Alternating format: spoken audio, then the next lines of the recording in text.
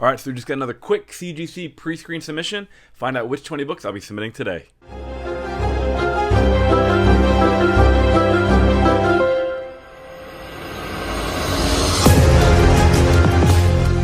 What's up, you guys? Welcome back to Skeff's Comic Knowledge. I am Skeff, and thank you so much for taking out today's video. I really appreciate it. So it's just a quick, little easy one. This is going to be part of my process for starting out 2022 on the right note. In essence, what I mean by that is that pretty much every week, I'm going to try to submit books to CGC for grading. So therefore, when they start kind of finally getting received by CGC, I'll be getting a more consistent flow of books back. So what I'm going to try to do is I'm going to try to send off at least 15 to 25 books to CGC every week. Some of them may be fast track, some of them may be pre-screen, some of them may be some older books, but at least, bare minimum, 15 books a week to 25 books a week per week out to CGC. Now, when it comes down to like turnaround time for these books, now I'm not too concerned about when these come back. I'm pretty much going to take it one day at a time, and at the end of the day, you know, the slower you choose to get them graded, the more money you save on the back end, which is always a good thing, right? Just got to have a little bit of patience. Everything I'm showing you now are books I'm not concerned about them dropping in value anytime soon. That's why I'm not concerned about when they come back. So first up is a book that's going to the third printing already with a lot of hype behind it right now. Is Gun Hunting #1, but the phenomenal Adam Hughes cover. I'm submitting 3 of these for a CGC pre-screen. Now, if you're unfamiliar with what a CGC pre-screen is, it is where you submit books to CGC where a minimum of 25 books are sent. You choose a grade at which you'd like them to come back as, and if they do hit that grade number, then they do get graded and you get charged for that grading submission.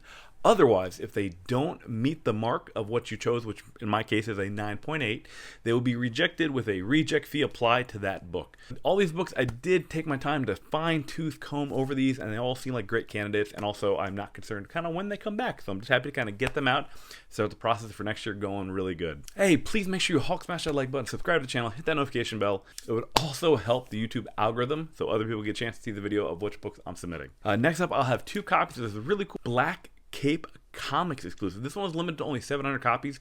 There's been a lot of House of Slaughter #1 variants out there, but this was one of my favorites because it's just different enough than what the other ones I have seen. So I'll be submitting 2 of these to CGC. Hands down, one of my top 3 favorite books I picked up at New York Comic Con. This is an absolutely stunning We Live #1 metal. We Live has gotten a lot of attention. I've been all over We Live for about a year now. It has been an absolute blast of a read. I highly recommend it.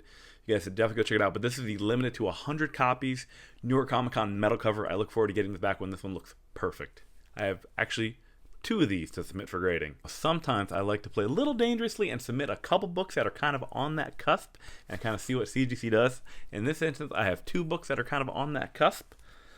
I have 2 copies of Something Stood #1, the Jay Lee cover, probably one of my favorite covers out there, and there is a little tiny little baby mark on the back, nothing too crazy, but it's the only thing I can kind of really see wrong with the book, and they both have it in the same spot. So I am kind of curious to see what happens to both these when they come back sometime in 2022. If you guys know me and this channel, most of my submissions aren't really complete unless there's either a Something is Killing Children book or a Kanto book, and in this instance, I have both. So I picked up some copies that I bought from New York Comic Con. Is that I have a copy of the Kanto #1 New York Comic Con exclusive in a trade dress, along with 3 copies of the #1 sketch and 2 copies of the Virgin cover without the trade dress on there. Very excited to add those to hopefully my Kanto 9.8 collection of the other ones I do have. Next up is a series I actually enjoyed that I read after it had already all come out, and I was surprised I liked it as much as I did.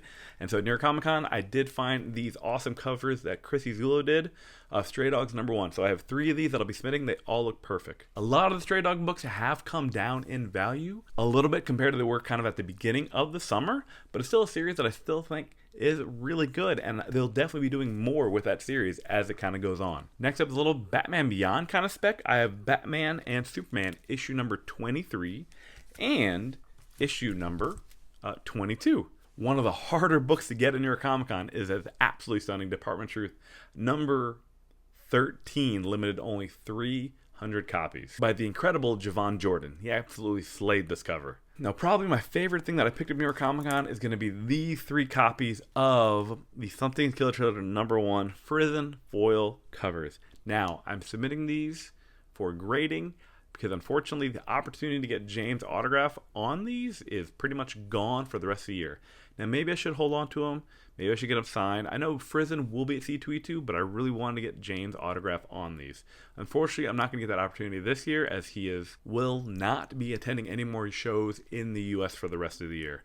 So I'm just going to go ahead and bite the bullet now, submit them for grading, and just be happy with them as like some Blue Label 9/8. But these are absolutely stunning. I'm so excited to have 3 of these for grading. And just a little recap, the reason I'm going with the CGC pre-screen is because, like, once again, I said I'm not concerned about when these books come back. I looked them all over. They all look like they're in phenomenal shape. That's why I'm not too concerned about the kind of the time frame for them to come back right now. But I'm just happy to get them sent off and kind of keep that path rolling forward, guys. At the end of the day, this is kind of the one ways that I found myself lucky enough to be able to find the way for the hobby to pay for itself, so I can get really epic books like that one right there. There we go, like that one right there. I look forward to making a video here in the future, guys, on kind of how I started this journey, how I get the hobby to kind of fund itself, and like tips and tricks that I use that maybe you could find helpful as well. And I look forward to kind of maybe passing some of my knowledge. And I'm not the best at this, nor am I the most experienced, but I have learned a few tips and tricks that maybe I can help you along your way. And hopefully you'll find that just as enjoyable as well. But that's it for this one, guys. I did hope you enjoyed this little CGC quick video of a pre-screen submission that I'll be sending off tomorrow.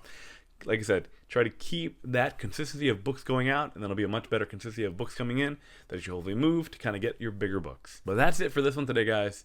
Thank you so much. Skeff, out.